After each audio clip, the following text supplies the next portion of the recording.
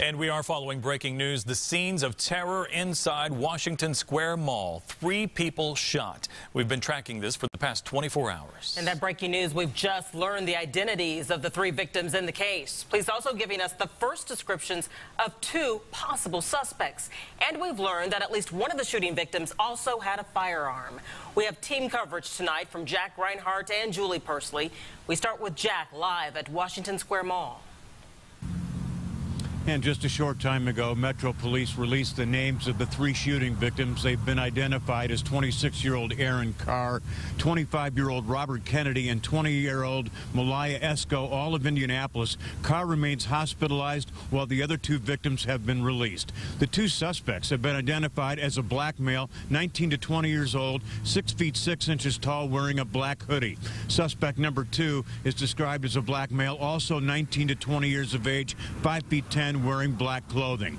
As for the suspects, police have only a vague description and a direction of travel. We have learned that police did recover a loaded firearm that apparently belonged to the target. Police found the weapon on the floor at the mall, and apparently the victim tried to return fire but could not. Sources familiar with the investigation say the second man shot during the incident has declined to cooperate with the investigation. And the fact that police haven't received much help from the other potential witnesses is an indication that people were not as aware of their surroundings as they should be in a public place.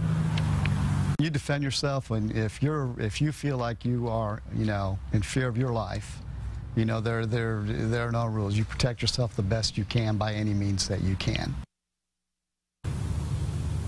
Now, that SWAT commander says that Metro Police regularly train with Indianapolis area malls for these kinds of situations.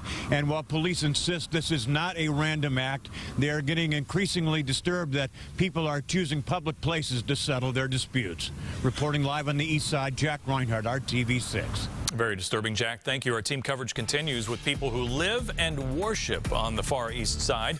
They are not only speaking out after last night's violence, they're coming together to try to bring about change. Members of a church inside of Washington Square Mall held a prayer vigil today. RTV6's Julie Pursley tells us it's their way of taking a stand.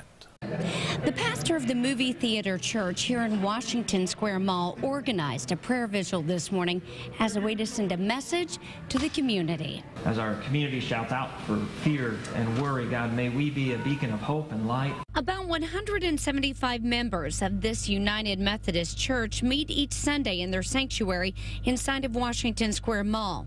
Some of those members came together this morning in response to last night's shooting at the mall. They held a prayer vigil for peace.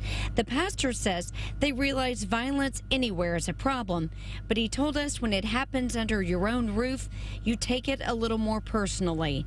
He says they decided not to run away from the problem, but instead they held what they called a walk of community in the mall. This church is called to meet people where they are. And right now, people are worried, concerned, scared about what's going on in our community and in this mall. And we have a vested interest in everything that's going on around here. And so we want to make sure that we're present, that the church is represented, that the community knows we're a safe place to be.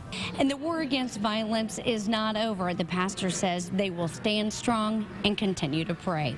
From the east side, Julie Pursley, RTV 6. Now, the congregation is called the Movie Theater Church because it originally met for worship services in the former Movies 8 building across the street. The pastor says the violence will not force them out. They plan to continue worshiping in Washington Square Mall.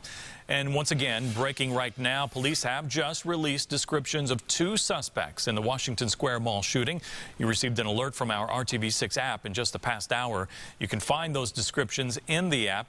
And then all new at 6, our Call 6 Investigates team is looking into Metro Police runs to Washington Square this year. That story all new at 6.